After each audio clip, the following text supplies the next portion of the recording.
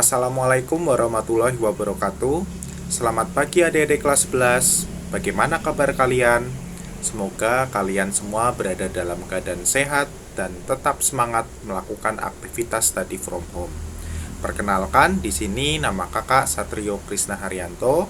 Kalian bisa panggil kakak Kak Rio. Kakak adalah mahasiswa magang dari program studi pendidikan biologi Universitas Muhammadiyah Purwokerto. Pada kesempatan pagi hari ini, kakak bersama kalian akan belajar mengenai sistem pencernaan makanan pada manusia.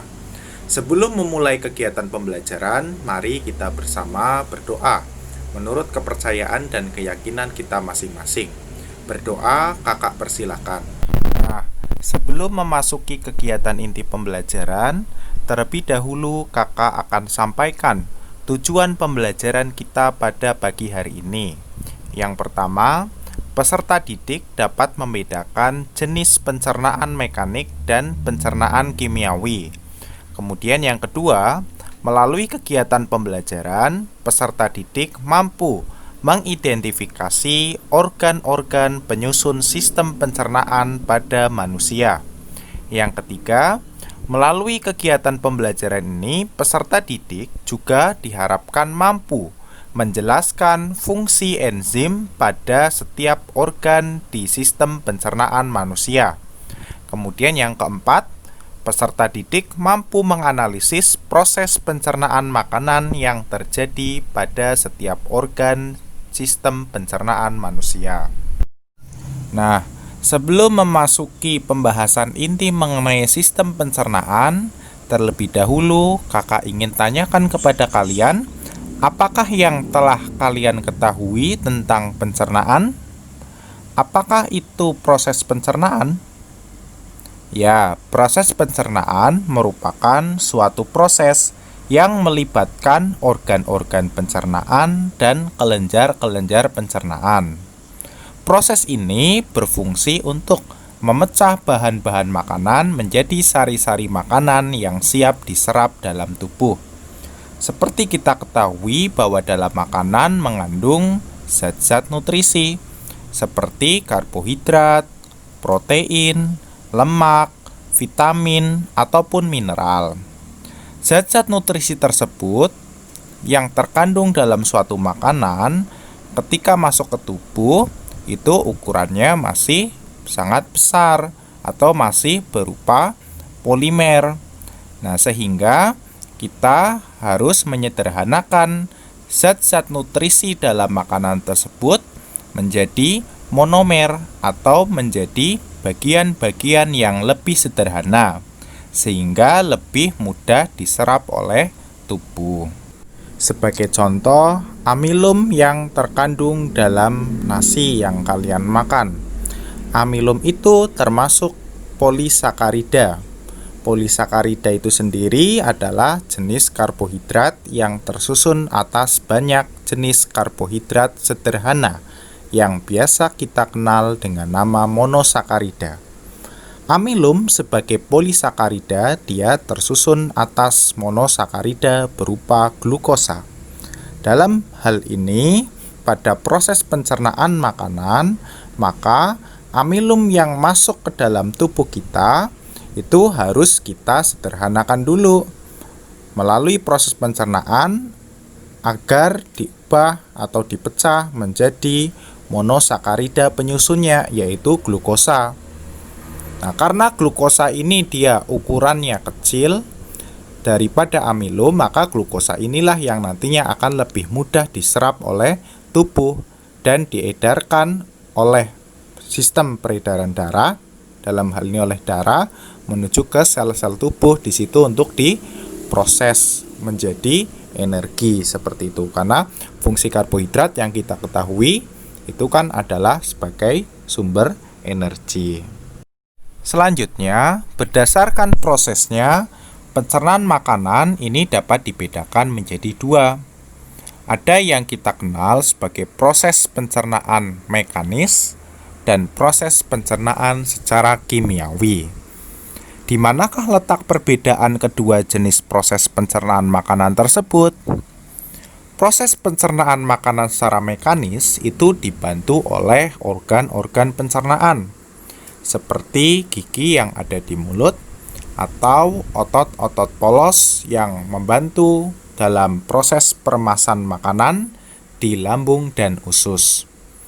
Nah, kalau proses pencernaan makanan secara kimiawi itu dibantu oleh enzim-enzim. Yang mana enzim-enzim ini adalah senyawa-senyawa kimiawi yang berperan dalam proses pencernaan makanan atau pengubahan molekul-molekul besar pada makanan menjadi molekul-molekul yang berukuran lebih kecil dan sederhana sehingga nanti dia lebih mudah diserap oleh tubuh. Sebagai contoh, ada enzim yang berada di mulut, yaitu ada enzim amilase ya. Nah, dia berfungsi untuk memecah amilum menjadi maltosa dan glukosa. Nah, maltosa dan glukosa ini adalah molekul karbohidrat ya, molekul gula yang dia tentu saja bentuknya ini sudah lebih sederhana daripada amilum. Kemudian untuk proses pencernaan makanan sendiri pada sistem pencernaan kita itu dibagi menjadi 6 tahapan ya. Secara umum ada yang disebut sebagai tahapan ingesti. Apa itu ingesti? Ingesti itu adalah proses pemasukan makanan ke dalam tubuh melalui organ utama pada sistem pencernaan kita, yaitu mulut ya. Kemudian ada proses yang disebut juga dengan mastikasi. Mastikasi itu adalah proses pengunyahan makanan oleh gigi yang ada di mulut. Jadi makanan yang masuk ke mulut itu nanti akan dikunyah oleh gigi secara mekanis seperti itu ya. Nah, agar apa? Agar bentuknya ini menjadi lebih sederhana dan mudah untuk dicerna lebih lanjut oleh organ-organ pencernaan selanjutnya. Kemudian ada proses deglutisi. Deglutisi itu adalah proses menelan makanan di kerongkongan. Selanjutnya ada digesti. Digesti adalah pengubahan makanan menjadi molekul-molekul yang lebih sederhana dengan bantuan enzim yang terdapat di lambung. Nah, setelah masuk ke lambung, maka akan ada proses absorpsi, yaitu proses penyerapan yang terjadi di bagian usus halus ya, karena dari lambung maka selanjutnya makanan ini setelah selesai dicerna di lambung, dia akan masuk ke bagian selanjutnya yaitu bagian usus halus. Bagian usus halus ini terjadi proses absorpsi atau penyerapan sari-sari makanan yang sudah sederhana sehingga dia mudah diserap oleh tubuh yaitu di bagian usus halus. Kemudian ada proses defekasi. Defekasi ini adalah proses akhir dari pencernaan makanan, yaitu pengeluaran sisa makanan yang sudah tidak berguna untuk tubuh melalui anus. Jadi apabila semua nutrisi yang terdapat dalam makanan tersebut sudah diserap oleh tubuh, maka sisa makanan ini dia akan didefekasikan atau akan dikeluarkan dari tubuh ya melalui anus dalam bentuk feses ya atau tinja. Nah, berikut akan kakak tayangkan video pembelajaran mengenai proses pencernaan makanan yang terjadi pada tubuh manusia. Video ini berfungsi untuk menambah pemahaman kalian mengenai proses yang terjadi dalam sistem pencernaan pada manusia. Silakan kalian simak dan kalian tonton dengan seksama video pembelajaran berikut. Sistem pencernaan manusia. Pencernaan manusia terjadi ketika makanan berada di dalam mulut dan dicerna oleh organ-organ pencernaan yang spesifik. Makanan yang kita makan dicerna melalui saluran yang spesifik yang dimulai dari rongga mulut dan berakhir di anus. Saluran ini disebut dengan saluran pencernaan. Saluran pencernaan terdiri dari buccal cavity atau rongga mulut, esophagus atau kerongkongan, stomach atau lambung, large intestine atau usus besar, small intestine atau usus halus, rektum, dan anus. Makanan dapat dicerna dengan baik jika memiliki berbagai macam bagian dari saluran pencernaan. Mencerna makanan menggunakan sekresi dari kelenjar saliva, liver, dan pankreas yang berada di dalam organ pencernaan. Mulut dan rongga mulut. Proses memakan pada manusia terjadi di mulut. Proses ini disebut dengan mengunyah, yaitu mencerna makanan yang dibutuhkan di dalam mulut dengan sendirinya. Apa yang terjadi selama kegiatan tersebut? Makanan yang kita makan secara mekanik di mulut akan menjadi potongan-potongan makanan yang lebih kecil.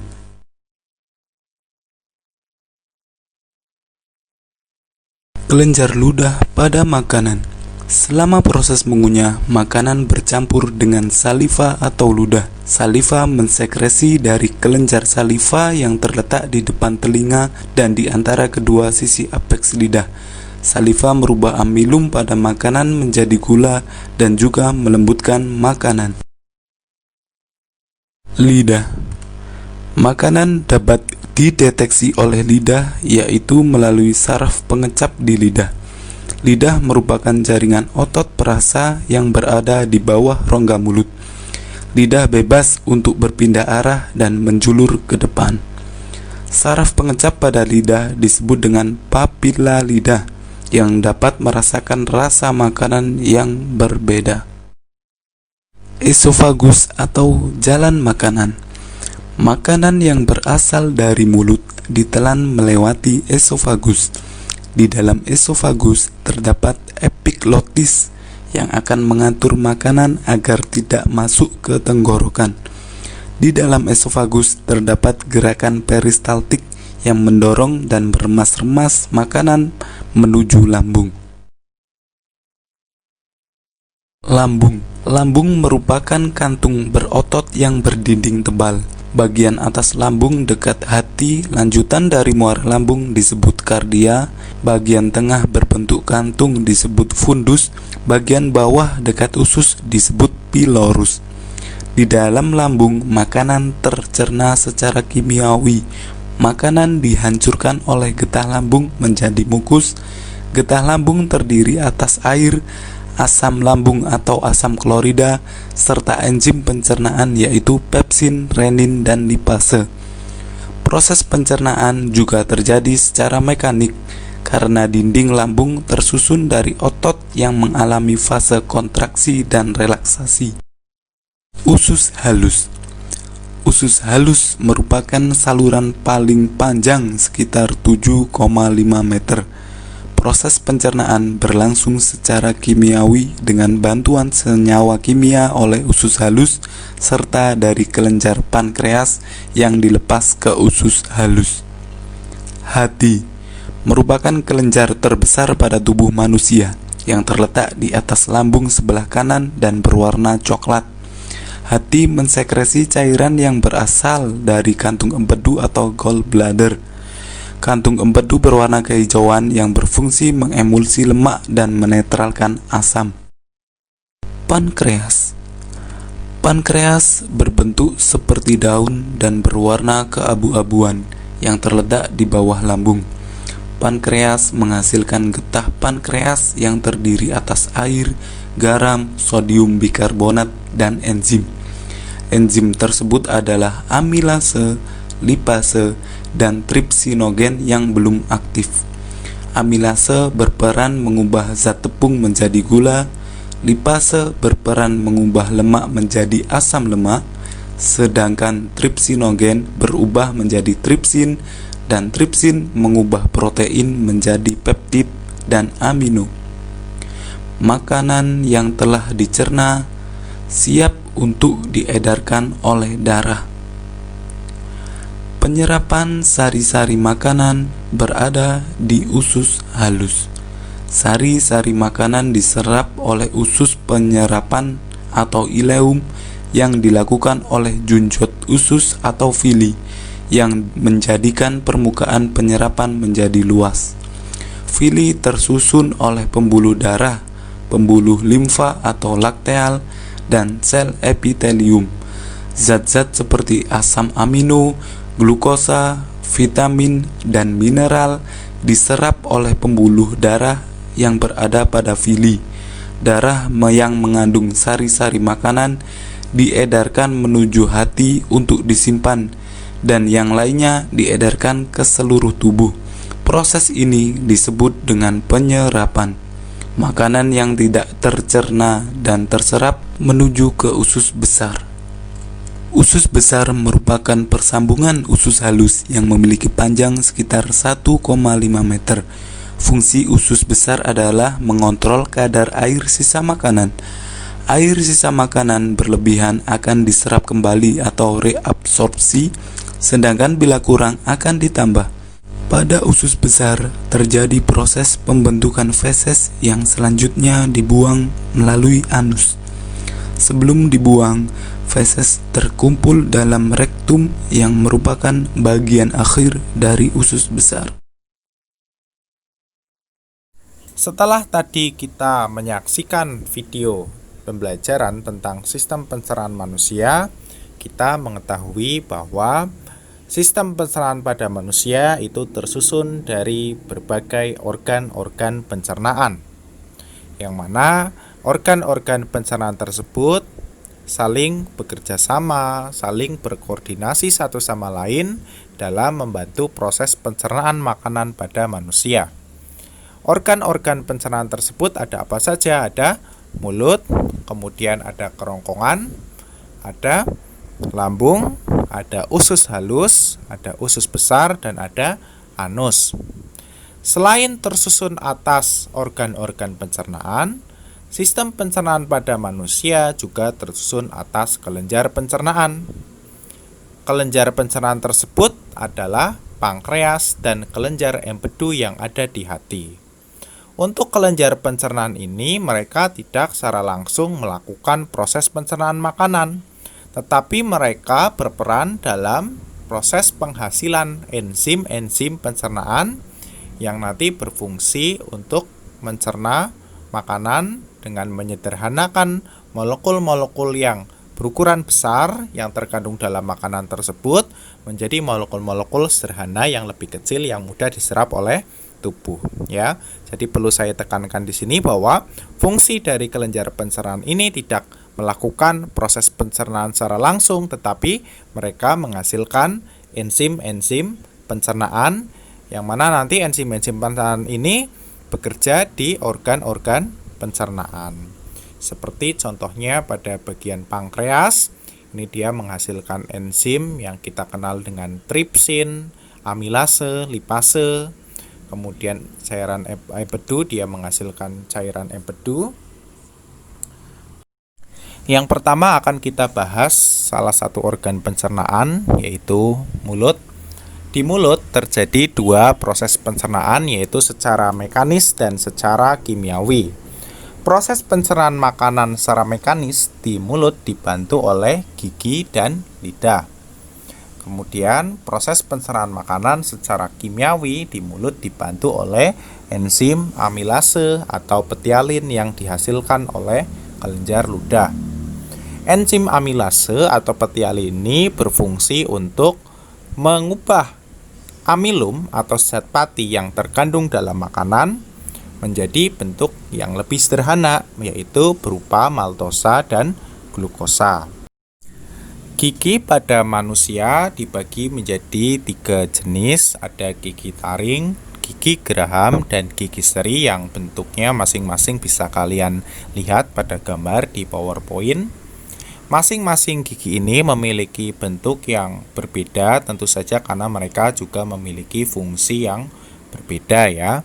Namun secara umum gigi ini ya berfungsi untuk membantu proses pencernaan secara mekanik di mulut dengan cara menghancurkan atau menghaluskan makanan.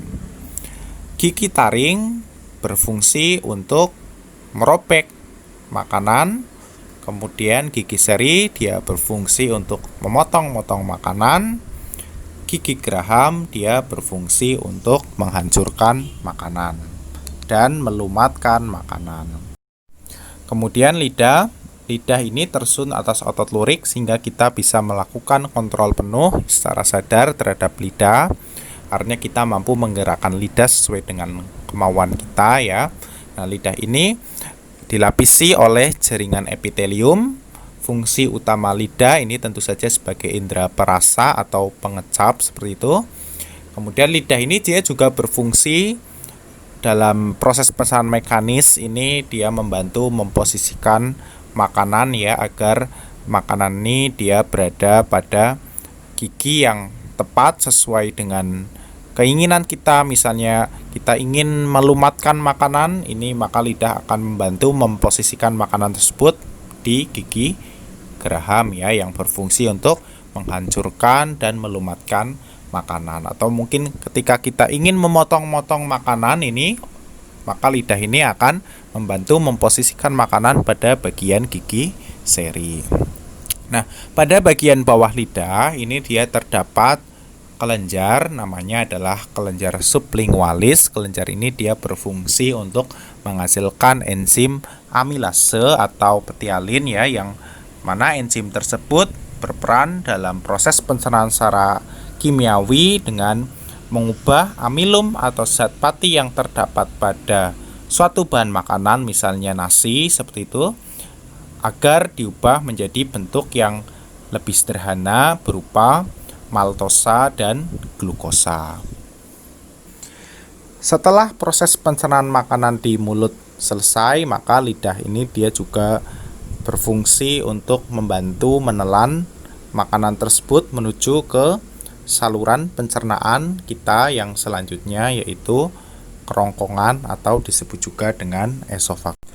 Nah, pada slide itu ditampilkan jenis-jenis kelenjar ludah ya, yang berfungsi untuk menghasilkan tadi enzim amilase atau petialin.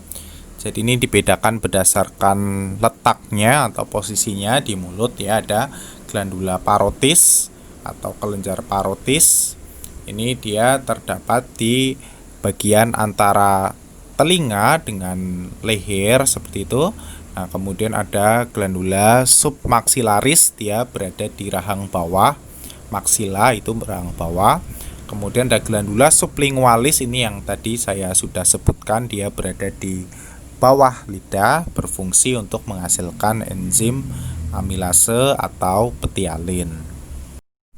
Menuju ke bagian selanjutnya, yaitu ada kerongkongan atau disebut juga esofagus. Kerongkongan ini merupakan saluran panjang ya, panjangnya kurang lebih 25 cm, yang tipis dan berfungsi sebagai jalan makanan dari mulut menuju ke lambung. Jadi sebagai saluran pencernaan makanan. Fungsi kerongkongan ini tadi sebagai jalan makanan dari mulut menuju ke lambung. Di kerongkongan ini terjadi gerak yang disebut juga dengan nama gerak peristaltik. Gerak peristaltik itu apa? Gerak peristaltik itu adalah gerak meremas makanan ya, yang dibantu oleh otot-otot yang ada pada dinding kerongkongan. Dia berfungsi untuk menghaluskan makanan juga secara mekanis ya, kemudian juga membantu menelan makanan seperti itu. Memasuki organ berikutnya, tadi makanan dari mulut kemudian ke kerongkongan ya. Dari kerongkongan ini makanan disalurkan menuju ke organ lambung. Lambung ini merupakan saluran pencernaan yang berbentuk seperti kantong ya, dia terletak di sekat rongga badan. Fungsi lambung itu apa? Fungsi lambung ini yang pertama menerima dan menyimpan makanan dalam jangka waktu yang relatif lama. Kemudian yang kedua ini makanan yang masuk ke lambung ini akan dicairkan dan dicampur dengan asam klorida ya, yang kita kenal juga dengan nama HCl, supaya mudah dicerna usus. Asam klorida ini dia juga berfungsi untuk apa? Berfungsi untuk menghancurkan atau membunuh bakteri ya, kuman yang masuk bersama makanan. Nah, kemudian di lambung ini juga berlangsung proses pencernaan lemak ya, yang terkandung dalam makanan. Karena di lambung ini mengandung enzim lipase ya, yang dia itu berfungsi untuk mencerna lipid atau lemak dan mengubahnya menjadi asam lemak dan gliserol. Kemudian selanjutnya kita akan membahas mengenai bagian-bagian lambung. Lambung itu tersusun atas 3 bagian. Yang pertama ada bagian kardiak. Bagian kardiak itu adalah bagian yang paling atas dari lambung. Ini adalah bagian yang berbatasan dengan esofagus atau kerongkongan tadi ya. Nah, kemudian yang kedua ini ada bagian yang disebut juga dengan fundus. Fundus ini adalah bagian badan atau bagian tengah lambung di mana proses pencernaan makanan secara mekanis dan kimiawi ini banyak terjadi ya di bagian ini. Kemudian ada juga yang selanjutnya itu adalah bagian pilorus. Pilorus itu adalah bagian lambung yang dia berbatasan dengan usus halus. Di lambung terjadi proses pencernaan baik secara mekanik maupun secara kimiawi. Proses pencernaan makanan secara mekanik di lambung itu dibantu oleh otot-otot polos yang berada pada dinding-dinding lambung ya. Otot-otot polos ini dia juga berfungsi untuk membantu meremas makanan gitu ya, menghaluskan makanan sehingga lebih sederhana bentuknya. Otot polos ini dia bekerja secara tidak kita sadari ya atau involunter, sehingga kita tidak bisa mengetahui atau merasakan langsung kerja dari otot polos tersebut di lambung ketika sedang melakukan gerak meremas makanan tadi. Kemudian, secara kimiawi, proses pencernaan di lambung dibantu oleh enzim-enzim pencernaan. Di situ kita mengenal ada liper ya. Liper ini adalah singkatan yang berfungsi untuk membantu kalian menghafal, membantu kalian memahami enzim-enzim yang berada di lambung. Liper itu kepanjangan dari lipase, pepsin, dan renin. Enzim lipase di lambung itu berfungsi untuk mengubah lipid ya atau lemak menjadi asam lemak dan gliserol. Sedangkan enzim pepsin itu dia berfungsi untuk mengubah protein menjadi pepton atau peptida, yaitu bentuk sederhana dari protein. Namun bentuk ini belumlah bentuk yang paling sederhana. Nah, nanti akan harus diubah lagi menjadi bentuk yang lebih sederhana lagi, yaitu berupa asam amino di bagian usus halus sehingga dia akan lebih mudah diserap oleh tubuh. Nah, kemudian selanjutnya ada enzim renin. Renin ini dia berfungsi untuk mengendapkan kasein ya. Kasein itu adalah salah satu protein yang terdapat dalam susu. Setelah makanan dicerna, baik secara mekanik maupun kimiawi di lambung, maka makanan akan ditransfer menuju ke bagian usus halus. Nah, makanan yang ditransfer menuju ke bagian usus halus dari lambung ini tentu saja dia bentuknya sudah jauh lebih sederhana daripada makanan yang berasal dari mulut, karena tadi di lambung juga sudah berlangsung proses pencernaan makanan. Kemudian proses pencernaan makanan ini akan berlanjut di bagian usus halus. Bisa kalian lihat pada slide PowerPoint bahwa usus halus itu merupakan saluran berkelok-kelok yang panjangnya itu sekitar 6-8 meter dan memiliki lebar 25 mm dengan banyak lipatan yang disebut juga dengan villi atau jonjot-jonjot usus ya. Nah, bagian yang disebut sebagai villi atau jonjot-jonjot usus ini adalah bagian yang nantinya berfungsi untuk menyerap sari-sari makanan, karena di jonjot-jonjot usus itu terdapat pembuluh darah ya, sehingga nanti zat-zat atau nutrisi dari suatu makanan yang bentuknya sudah jauh lebih sederhana dan dapat diserap oleh tubuh itu akan masuk ya ke dalam pembuluh darah dan akan diedarkanlah oleh darah ini ke seluruh tubuh. Usus halus ini memiliki 3 bagian. Yang pertama itu ada duodenum atau disebut juga usus 12 jari. Kemudian ada jejunum atau disebut juga usus kosong, dan ileum atau disebut juga usus penyerapan. Pada bagian duodenum atau usus 12 jari ini berlangsung proses pencernaan makanan di situ, baik secara mekanik yang dibantu oleh otot polos di dinding usus maupun secara kimiawi. Secara kimiawi itu yang pertama dibantu oleh cairan empedu yang dihasilkan oleh organ hati. Nah, bagaimana cairan empedu ini dia dari organ hati bisa menuju ke usus halus? Nah, maka cairan empedu ini dia disalurkan dari kelenjar empedu di hati itu oleh saluran juga yang disebut juga dengan ductus ya, ductus choledochus. Jadi cairan empedu dari kelenjar empedu disalurkan melalui ductus choledochus itu menuju ke bagian duodenum atau usus 12 jari. Untuk apa cairan empedu ini? Dia berfungsi untuk mengemulsikan lemak ya. Kita ketahui bahwa tubuh kita ini tersusun sekitar 80%, 90% itu oleh air ya.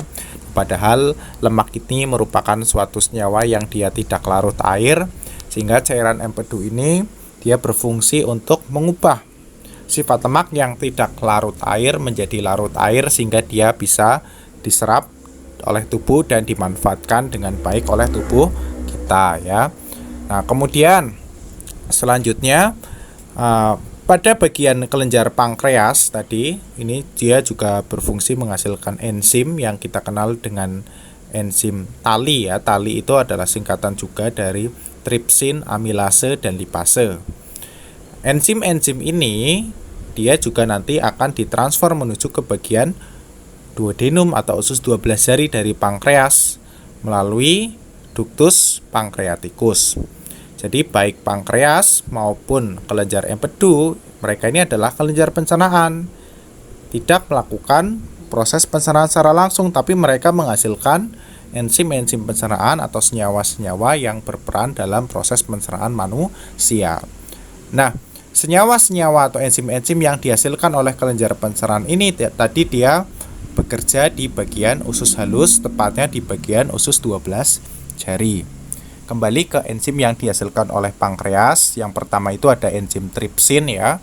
Enzim ini dia berfungsi untuk mengubah pepton atau peptida tadi ya, yang di lambung juga sudah berlangsung proses pencernaan oleh protein, yaitu oleh enzim pepsin, protein diubah menjadi pepton. Kemudian dilanjutkan di bagian usus halus ini, pepton yang sudah dihasilkan di lambung itu akan dipecah kembali menjadi bagian yang lebih sederhana, yaitu berupa asam amino. Jadi asam amino ini merupakan bagian yang paling sederhana dari protein yang dia dapat diserap oleh tubuh. Nah, jadi tripsin tadi saya tegaskan kembali, dia berfungsi untuk mengubah pepton atau peptida menjadi asam amino. Kemudian amilase ini dia berfungsi untuk mengubah maltosa tadi ya. Di mulut juga berlangsung tadi kan proses pencernaan makanan secara kimiawinya dibantu oleh amilase. Amilase di mulut berfungsi untuk mengubah amilum menjadi maltosa dan glukosa. Kemudian maltosa ini bentuknya belum terlalu sederhana ya. Jadi dia itu termasuk kategori disakarida kan, gula yang tersusun atas 2 gugus gula sederhana. Jadi dia itu nanti harus diubah menjadi glukosa. Glukosa ini adalah bentuk molekul gula yang paling sederhana yang dapat dengan mudah diserap oleh tubuh. Kalau di mulut sudah menjadi, kalau tadi proses ketika di mulut itu dia sudah menjadi glukosa, maka bisa langsung diserap ya di bagian usus halus, tepatnya nanti di usus penyerapan. Namun kalau masih dalam bentuk maltosa, ini dia perlu disederhanakan kembali oleh enzim amilase yang dihasilkan oleh usus 12 jari ini, bagian duodenum. Nah, itu maltosa akan diubah menjadi glukosa ya. Nah, glukosa inilah sudah merupakan bentuk paling sederhana dari karbohidrat atau dari gula yang dapat diserap dan dapat dimanfaatkan oleh tubuh. Kemudian selanjutnya ada enzim lipase, dia itu berfungsi untuk mengubah lemak ya, lemak menjadi asam lemak dan gliserol. Bagian selanjutnya dari usus 12 jari itu ada jejunum atau usus kosong. Di situ terdapat getah usus ya. Getah usus ini dia berisi enzim sukrase, maltase, laktase. Sukrase, maltase, dan laktase ini termasuk enzim disakarase ya. Jadi enzim-enzim yang berfungsi untuk mengubah disakarida menjadi monosakarida. Seperti contohnya kalau enzim sukrase ini dia berfungsi untuk mengubah sukrosa menjadi glukosa dan fruktosa. Kemudian ada enzim maltase. Maltase ini dia berfungsi untuk mengubah maltosa menjadi glukosa dan glukosa. Dan enzim laktase. Laktase ini berfungsi untuk mengubah laktosa menjadi glukosa dan galaktosa. Jadi disakarida, sukrosa, maltosa, laktosa itu kan termasuk disakarida atau gugus gula yang tersusun atas gugus gula sederhana ya. 2 gugus gula sederhana, sehingga mereka tentu saja ukurannya karena di 2 itu belum terlalu sederhana, dia perlu diubah menjadi bentuk monosakarida ya. Monosakarida itu gula yang hanya tersusun atas satu gugus gula sederhana, yaitu tadi berupa glukosa, kemudian ada fruktosa dan galaktosa. Jadi tubuh itu akan lebih mudah menyerap gula yang sudah dalam bentuk monosakarida tentunya ya, karena dia sudah merupakan gula yang gugusnya paling sederhana. Kemudian untuk enzim peptidase ini dia berfungsi untuk mencerna atau menguraikan peptid itu protein ya. Jadi menguraikan peptida atau protein ini menjadi asam amino.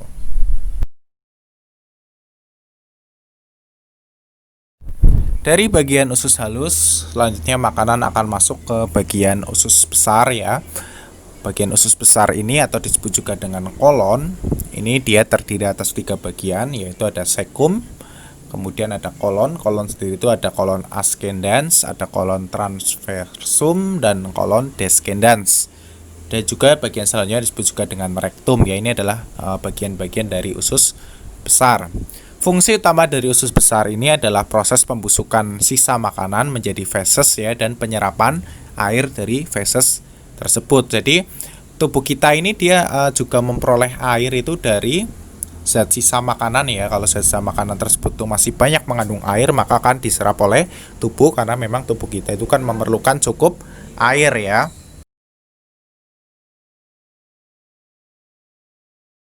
Bagian terakhir dari organ pencernaan kita adalah anus ya. Anus ini dia berfungsi sebagai lubang keluarnya sisa hasil pencernaan, yaitu berupa feses atau tinja melalui proses defekasi. Defekasi itu adalah proses pengeluaran zat sisa pencernaan yang sudah tidak lagi dibutuhkan oleh tubuh, maka dia harus dikeluarkan. Dan dikeluarkan ini melalui saluran yang disebut sebagai anus. Ya, sekian pemaparan materi dari saya tentang sistem pencernaan makanan pada manusia. Semoga bermanfaat. Kurang lebihnya mohon maaf dari saya. Apabila selama pemaparan materi tadi ada hal yang ingin kalian tanyakan, bisa kalian tanyakan pada kolom komentar. Selanjutnya kita akan memasuki sesi tanya jawab dan diskusi.